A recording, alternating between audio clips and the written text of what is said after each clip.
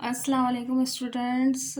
आप आज की जो हमारी वीडियो है वो है हमारी पास्ट कंटिन्यूस टेंस के ऊपर। हमारी लास्ट वीडियो जो थी वो थी पास्ट इंडेफिनिट पे। अगर किसी ने वो वीडियो नहीं देखी है तो जाके मेरी वो वीडियो देख सकते हैं। उसके बाद हमारी नेक्स्ट वीडियो जो है वो है past continuous tense. Past continuous tense क्या है? पास्ट का मतलब तो हमें पता ही है कि माजी है, और कंटिन्यूस का मतलब है जारी रहना, यानी कि पास्ट में रहते हुए कोई काम जारी रहे। जैसे कि यहाँ पर है कि पास्ट कंटिन्यूस टेंस में गुज़रते हुए ज़माने में किसी काम के जारी रहने को ज़ाहिर करता है। क्या मतलब है इसका कि गुज़रते हुए ज़माने में, गुज़रता हुआ ज़माना कौन सा? जैसे कि कल मैं आज आपको सिखा रही हूँ और आज से पहले कल का दिन, तो वो हो गया हमारा गुज़रा हुआ ज़माना। मैंने कल के दिन में कोई काम किया, उसे जारी रखा, उसको ज़ाहिर करता है, पास्ट कंटिन्यूस टेंस कहलाता है। अब इसकी पहचान क्या है? जिससे कैसे पास्ट इंडेफिनिट टेंस में मैंने आपको पहचान बताई थी कि उसके लास्ट में जो है वो अलिफ बड़ी है छोटी है, मतलब इस तरह के वर्ड आते हैं तो हम पहचान लेते हैं कि वो पास्ट इंडेफिनिट का टेंस है। इसकी पहचान ये है कि इस जुमले के आखिर में रहा था, रहे थे, रही थी वगैरह आता है। यानी कि अगर हमारे पास कोई टेंस है और उसके लास्ट में रहा था, रहे थे, रही थी आता है तो हम पहचान लेंगे कि वो पास्ट कंटिन्यूस का टेंस है। नीचे भी जो है मैंने यही लिखा हुआ है, पास्ट कंटिन्यूस टेंस में गुज़रे हुए ज़माने में किसी काम के जारी रहने को ज़ाहिर करता है। मैंने जो कल की वीडियो बनाई थी उसमें मुझे एक कमेंट्स आया था कि मैम जो चीज़ जो आप उर्दू में लिख रही हैं उसे आप इंग्लिश में रोमन में भी लिखें, ताकि जिन स्टूडेंट्स को जो है वो उर्दू नहीं आती तो वो इंग्लिश में इस तरीके से पढ़ के वीडियो से फ़ायदा उठा लेंगे। इसलिए मैंने जो मैंने उर्दू में लिखा है उसे मैंने इंग्लिश में भी लिखा हैगा। ठीक है, तो ये चीज़ जो है मैंने इसमें भी लिखी है और पहचान भी इसकी मैंने इंग्लिश में लिखी हुई है कि इस जुमले के आखिर में रहा था, रही थी, रहे थे एंड etc यानी कि वगैरह वगैरह आता है। इसके बाद हमारे पास आता है इसका फार्मूला। हर टेंस को बनाने के लिए एक फार्मूला होता है जिसमें हम सब्जेक्ट, हेल्पिंग वर्ब, ऑब्जेक्ट वगैरह यूज़ करते हैं। तो यहाँ पर है सब्जेक्ट प्लस पास्ट इंडेफिनिट में हमारे पास कोई हेल्पिंग वर्ब नहीं था, लेकिन पास्ट कंटिन्यूस को बनाने के लिए हमारे पास हेल्पिंग वर्ब होता है। हमारे पास दो हेल्पिंग वर्ब होते हैं, वॉज और वर। इसको वर पढ़ते हैं, कुछ स्टूडेंट्स इसको वेयर कर देते हैं, तो ये वेयर नहीं होता, इसका सही प्रोनाउंस जो होता है वो वर होता है। मैं अपनी वीडियोस में आप लोगों को टेंसेस सिखाने के साथ साथ वर्ड का सही प्रोनाउंस कैसे किया जाता है मैं वो भी आपको सिखाऊंगी। इसके बाद हम आते हैं, इसमें वर्ब की फ़र्स्ट फॉर्म के साथ प्लस ing यूज़ होता है, यानी कि हम वर्ब की जो भी फॉर्म इसमें यूज़ की जाएगी, फ़र्स्ट फॉर्म यूज़ की जाएगी, जो भी फॉर्म होगी हम उसके साथ ing प्लस कर देंगे। इसके बाद आता है हमारा ऑब्जेक्ट। ये हो गया हमारा पास्ट कंटिन्यूस टेंस को बनाने का फार्मूला अफर्मेटिव में, यानी कि सादा जुमले में। इसके बाद हम इसको नेगेटिव में कैसे बनाएंगे? जिस तरीके से पास्ट इंडेफिनिट को बनाने के लिए हमने नेगेटिव में कन्वर्ट करने के लिए डिड नॉट का इजाफा किया था, क्योंकि वहाँ पे हमारा कोई हेल्पिंग वर्ब नहीं था तो हमने डिड लगाया था, और मना करने के लिए ऑफ कोर्स हम नॉट का ही यूज़ करते हैं। तो यहाँ पर हमें हेल्पिंग वर्ब मौजूद दिया हुआ है, इसलिए हम यहाँ पर हेल्पिंग वर्ब के साथ नॉट लगाएंगे तो हमारा सेंटेंस जो है वो नेगेटिव में हो जाएगा। अब कैसे करेंगे? ये सब्जेक्ट है, हमने सब्जेक्ट लिखा, उसके बाद हमारे पास हेल्पिंग वर्ब है वॉज वर, हमने हेल्पिंग वर्ब लिखा वॉज और वर, उसके बाद हमने नॉट यहाँ पे लगाया है, जिससे हमें पता चल रहा है कि हम इस सेंटेंस में मना कर रहे हैं। प्लस वर्ब की first form plus ing plus object. इसी तरीके से ये हो गया नेगेटिव में। अब हमारे पास इंट्रोगेटिव में, इंट्रोगेटिव में हमें क्या करना है? इंट्रोगेटिव में होता है सवालिया, यानी कि सवाल करना। तो सवाल करने के लिए हम जब सेंटेंस को बनाएंगे तो जो हमारा हेल्पिंग वर्ब होगा वो पहले आ जाएगा। हमारा हेल्पिंग वर्ब आ गया वॉज और वर, उसके बाद सब्जेक्ट प्लस वर्ब की first form plus ing plus object. इसमें वर्ब की फॉर्म किसी भी टेंस में, किसी भी सेंटेंस में बनाते हुए कोई चेंज नहीं होगी, क्योंकि इसमें वर्ब की फर्स्ट फॉर्म ही तीनों सेंटेंस बनाते हुए लगेगी। जैसे पास्ट इंडेफिनिट में जो है, जब हमने इंट्रोगेटिव में बनाया था तो हमारी फॉर्म चेंज हो गई थी, सेकंड से फर्स्ट में आ गई थी, लेकिन यहाँ पे ऐसा कोई मेथड नहीं है। ठीक है, अच्छा यहाँ पर जो है एक चीज़ है, सेंटेंस बनाते में आपको एक चीज़ भी बहुत याद रखनी पड़ेगी कि इसमें हमारे पास पर्सन्स मौजूद होते हैं, जैसे कि फर्स्ट पर्सन, सेकंड पर्सन और थर्ड पर्सन। ठीक है, ये मैं आपको दिखा देती हूँ। फर्स्ट पर्सन, सेकंड पर्सन और थर्ड पर्सन। आपको सेंटेंस बनाने से पहले ये पता होना चाहिए कि आपके पास कौन सा जो है वो पर्सन यूज़ हो रहा है। फर्स्ट पर्सन यूज़ हो रहा है सेंटेंस में, सेकंड या थर्ड पर्सन, फिर हम उसी के लिहाज से जो है अपना हेल्पिंग वर्ब यूज़ करते हैं। ठीक है, ये हेल्पिंग वर्ब हमारे पास वॉज है, वर है, 2 हेल्पिंग वर्ब है। अब किस पर्सन के साथ जो है वो हमें कौन सा हेल्पिंग वर्ब लगाना है, तो इससे पहले आपको ये समझना पड़ेगा। हमारे पास फर्स्ट पर्सन होता है आई।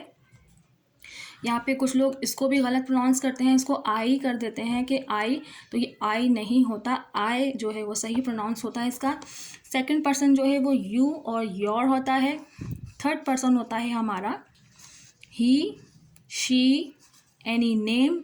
एनी नेम में जो है वो आप कोई भी नाम है, इसमें बर्ड्स नेम आ सकता है, एनिमल्स नेम आ सकता है, या किसी भी इंसान का नाम आ सकता है। ठीक है, इस तरीके का नेम आप इसमें इस तरीके के नेम जो है वो यूज़ हैं, इसलिए यहाँ पे एनी नेम लिखा है। मैंने 1 बाय 1 नहीं किया, एनी नेम मैंने इसीलिए किया है ताकि बर्ड्स, एनिमल्स एंड किसी भी इंसान का नेम। ठीक है, और फोर्थ है हमारे पास दे और इट, ये हमारे पास थर्ड पर्सन में यूज़ होते हैं। फर्स्ट पर्सन और सेकंड पर्सन में कोई नहीं है, कोई प्रॉब्लम नहीं है समझने में कुछ भी, लेकिन थर्ड पर्सन में भी यहाँ पे जो है वो 2 टाइप्स हो जाती है। थर्ड पर्सन में 2 टाइप्स कैसे हो जाते हैं, हमारे पास होता है सिंगुलर और प्लूरल। अब सिंगुलर और प्लूरल यहाँ पे क्यों बोला गया है? थर्ड पर्सन, सिंगुलर और प्लूरल। अब यहाँ पे मैं सिंगुलर और प्लूरल ये भी आपको लाजमी पता होना चाहिए। तो थर्ड पर्सन सिंगुलर में जो हमारे पास आता है, यहाँ पे जो मैंने थर्ड पर्सन लिखा है, यहाँ पे मैंने सारे थर्ड पर्सन मिक्स करके लिखे हुए हैं। यहाँ पे सिंगुलर भी है और प्लूरल भी है। अब इसमें से सिंगुलर कौन सा है और प्लूरल कौन सा है वो मैं आपको बताती हूँ। कि सिंगुलर में जो आता है वो ही यूज़ होता है, जो हम लड़की के लिए यूज़ करते हैं। शी जो होता है वो लड़की के लिए यूज़ किया जाता है, ये थर्ड पर्सन सिंगुलर है। और कोई नेम जो सिंगुलर में हो, यानी कि किसी एक लड़के का नाम हो उसमें। ठीक है, तो जो थर्ड पर्सन सिंगुलर होंगे उसमें आप वॉज हेल्पिंग वर्ब यूज़ करेंगे। यानी कि अगर ही के साथ कोई सेंटेंस बन रहा है, शी के साथ बन रहा है, या किसी नेम के साथ बन रहा है, तो आप वहाँ पे वॉज लगाएंगे। प्लूरल के साथ, प्लूरल का मतलब होता है जमा, यानी कि एक से ज़्यादा। तो यहाँ पे थर्ड पर्सन में यहाँ पे मैंने दे भी लिखा हुआ है। अगर आपके सेंटेंस में दे आता है जो एक से ज़्यादा के लिए यूज़ किया जाता है, तो आप वहाँ पे वर लगाएंगे। ठीक है, और मोर देन 1 नेम, यानी कि एक से ज़्यादा कोई नाम आता है तो आप वर्ड लगाएंगे। वॉज और वर्ड यहाँ पे 2 सेंटेंस दिए हुए, 2 हेल्पिंग वर्ब दिए हुए हैं। अब 2 हेल्पिंग वर्ब है, कौन सा हेल्पिंग वर्ब किसके साथ यूज़ किया जाएगा, इसी वजह से मैंने आपको फर्स्ट पर्सन, सेकंड पर्सन और थर्ड पर्सन इसी वजह से समझाया है, ताकि आप इजीली समझ सकें कि किसके साथ वॉज लगेगा और किसके साथ वर्ड लगेगा। अब थर्ड पर्सन सिंगुलर के साथ जो है वो वॉज लगेगा, थर्ड पर्सन प्लूरल के साथ वर्ड लगेगा, फर्स्ट पर्सन के साथ वॉज लगेगा एंड सेकंड पर्सन के साथ वर्ड लगेगा। ठीक है, ओके जी, हम अपनी वीडियो को आगे बढ़ाते हैं। जैसे कि यहाँ पर मैंने एग्जाम्पल लिखी हुई है कि फॉर एग्जाम्पल यहाँ पर मैंने लिखा है बॉय। बॉय मतलब लड़का, यानी कि यहाँ पे सिर्फ एक लड़के की बात हो रही है, तो मैं वो लगाऊंगी वॉज। अब इसी को हम प्लूरल कर देते हैं बॉयज़, यानी कि यहाँ पर एक से ज़्यादा लड़के हैं, तो मैं यहाँ पे लगा दूँगी वर, यानी कि boy was and boys were. I hope कि आपको समझ में आ गया होगा, और फिर भी अगर आपको कोई प्रॉब्लम हुई है समझने में तो आप मुझे कमेंट में बता सकते हैं, मैं आपको ज़रूर रिप्लाई दूँगी उसका। अब हमारा ये पूरा मेथड जो है हमने अच्छे से समझ लिया है, मैंने समझाया है आपको। आई होप कि आपको समझ में आया हो। अब हम स्टार्ट करते हैं अपना सेंटेंस बनाना। मैं आपको सेंटेंस बनाना अब मैं आपको सेंटेंस बना के दिखाती हूँ, और मैं उसका आपको अफर्मेटिव, नेगेटिव और इंट्रोगेटिव तीनों बना के दिखाऊँगी। तो यहाँ पे मेरे पास मैंने जो सेंटेंस लिया है वो है ये कि लड़के शोर मचा रहे थे। आई थिंक आपको सही से नज़र आ जाएगा। यस, आप लड़के शोर मचा रहे थे। ठीक है, अब लड़के शोर मचा रहे थे, तो मैं आपको लिख के बताती हूँ कि लड़के शोर मचा रहे थे।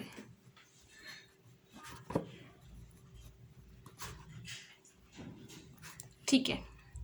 तो सबसे पहला हमारा जो काम होता है सेंटेंस में वो होता है वर्ड सेंटेंस को पहचानना कि ये किस टेंस में से लिया गया है। तो हम नॉर्मली अभी तो हम पास्ट कंटिन्यूस ही कर रहे हैं, तो हमें पता है कि ये पास्ट कंटिन्यूस का ही टेंस है। लेकिन अगर बहुत सारे सेंटेंस आ जाते हैं तो आप उसमें से ईजिली पहचान सकते हैं कि इसके लास्ट में रहे थे आ रहा है, तो ये पास्ट कंटिन्यूस का टेंस है।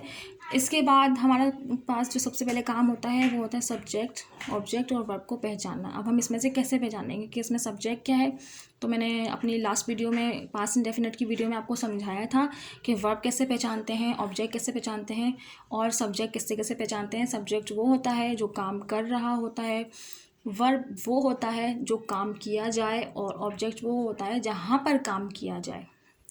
तो यहाँ पर लड़के शोर मचा रहे थे, तो यहाँ पे सब्जेक्ट जो है वो है लड़के। मैं यहाँ पर अंडरलाइन करके एस लिख देती हूँ जो सब्जेक्ट को शो करेगा। उसके बाद है यहाँ पे शोर मचाना। शोर मचाना, शोर मचाना जो है हमारे पास वर्ब है, तो हम इसको वर्ब लिख देंगे। हम वर्ब की फर्स्ट फॉर्म यूज़ कर रहे हैं तो मैं वर्ब की फर्स्ट फॉर्म के साथ इसको लिख देती हूँ। एंड इसके बाद आता है हमारा थर्ड चीज़ पहचानना, ऑब्जेक्ट। अब यहाँ पे ऑब्जेक्ट क्या है, अब यहाँ पे ऑब्जेक्ट है ही नहीं। ये ज़रूरी नहीं है कि अगर फॉर्मूला हम लोग को दिया गया है सब्जेक्ट वर्ब ऑब्जेक्ट वगैरह तो सेंटेंस में ऑब्जेक्ट हो। कई दफ़ा ऐसा होता है कि सेंटेंस में कभी सब्जेक्ट मौजूद नहीं होता और कभी ऑब्जेक्ट मौजूद नहीं होता। जैसे कि यहाँ पे दिया हुआ है कि यहाँ पे ऑब्जेक्ट है ही नहीं, लड़के शोर मचा रहे थे, लेकिन कहाँ मचा रहे हैं, किस जगह मचा रहे हैं, वो चीज़ नहीं दी हुई, ऑब्जेक्ट नहीं दिया हुआ। अगर मैं यहाँ पे इसको सेंटेंस को चेंज कर दूँ कि लड़के क्लास में शोर मचा रहे थे,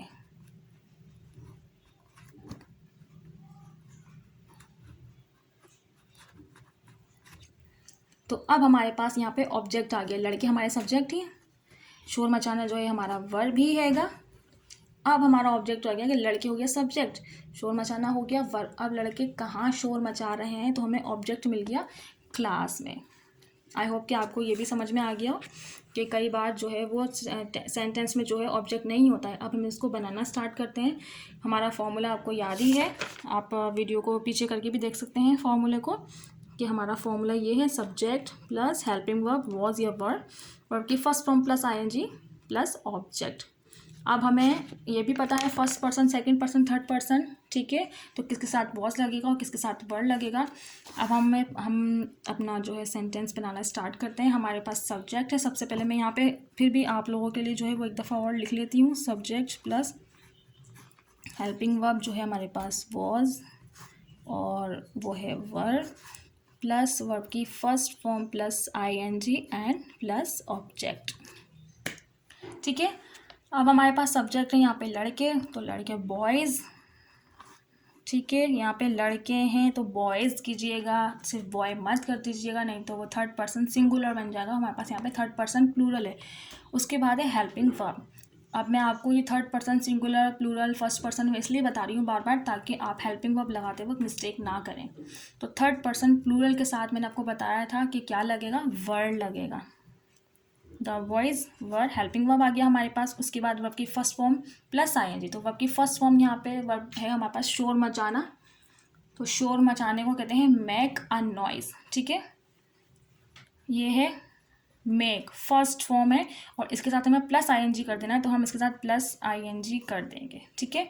मेकिंग अ नॉइज, ठीक है, प्लस ऑब्जेक्ट। ऑब्जेक्ट अगर मैं इसको देखूं तो मेरा ये सेंटेंस मुकम्मल हो चुका है। The boys were making a noise, इस सेंटेंस के मुतालिक मेरा ये सेंटेंस मुकम्मल हो गया है। अगर मैं इस सेंटेंस के मुतालिक इसको अगर बनाती हूँ तो मेरा सेंटेंस अभी इनकम्प्लीट है। जैसे कि मैं इसको यहाँ पे अगेन बनाती हूँ, the boys were making a noise, कहाँ मचा रहे हैं शोर, क्लास में, making a noise in class. ये हमारा ऑब्जेक्ट हो गया। ये सेंटेंस इसका बन गया, ये सेंटेंस इसका बन गया, सिर्फ इसमें ऑब्जेक्ट नहीं है और इसमें जस्ट ऑब्जेक्ट है, ठीक है। ये हमारा अफर्मेटिव सेंटेंस है, यानी कि सादा जुमला है। मैं इसको नेगेटिव में बनाऊंगी। इसको नेगेटिव में बनाने के लिए क्या करेंगे, जस्ट आपको हेल्पिंग वर्ब के बाद सिर्फ नॉट लगाना है, बाकी एज इट इज़ वैसा ही रहेगा। मेकिंग अ नॉइज जस्ट मैं अभी ये वाला बना रही हूँ, ठीक है। ये आप लोग ख़ुद भी कोशिश कीजिएगा, हमारे समझाने का मकसद ही ये होता है कि स्टूडेंट्स को समझ में आए और वो खुद भी ट्राई करें। और अब हम इसका इंट्रोगेटिव बनाएंगे। इसके इंट्रोगेटिव में बनाने में क्या होगा, हेल्पिंग वर्ब जस्ट हमारा पहले आ जाएगा और बाकी पूरा सेंटेंस एज इट इज़ वैसे ही उतर जाएगा। जैसे कि कैसे, अब मैं इसी सेंटेंस को अगर इंट्रोगेटिव में करूँगी तो वर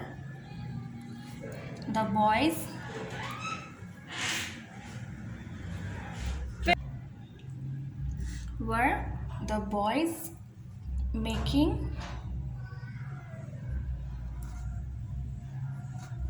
अ नॉइस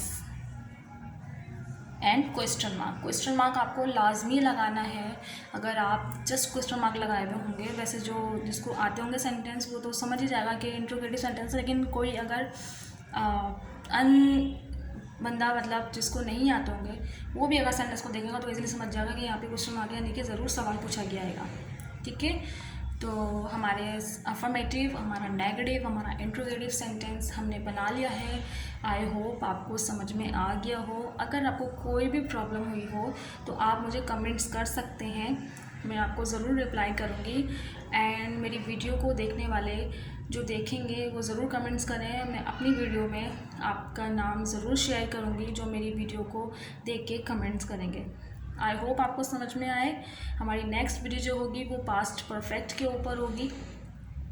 इंशाल्लाह हम अपनी नेक्स्ट वीडियो के साथ आपको मिलेंगे। तब तक के लिए bye bye and thank you for watching.